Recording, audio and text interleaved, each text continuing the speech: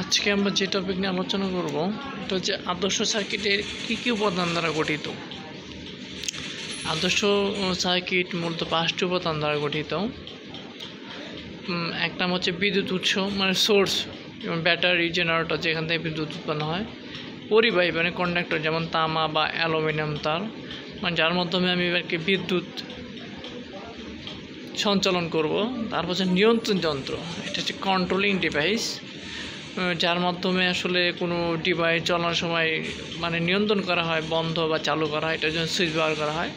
তারপর হচ্ছে রক্ষণ যন্ত্র মানে প্রোটেক্টিং ডিভাইস, যেমন ফিউজ, সার্কিট ব্রেকার, মানে যে কোনো ডিভাইস জ্বালালে অনেক সময় দেয় শর্ট সার্কিট হয়ে যায় বা বজ্রপাতের কারণে এমন হয়, তো সেখানে এই রক্ষণ যন্ত্র ব্যবহার করা হয়।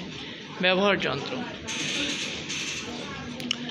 কনজামিং, যেমন কনজামিং ডিভাইস, যেমন যেটা হচ্ছে লোডিং হয়, যেমন বাতি, পাখা, মোটর ইত্যাদি অনেক কিছু চালানো যায়। কেউ ইচ্ছে করে চালাতে পারবে, রাইস কুকার চালাতে পারবে, প্রেসার কুকার চালাতে পারবে, হিটার চালাতে পারবে, যে যেটা চালাতে পারে।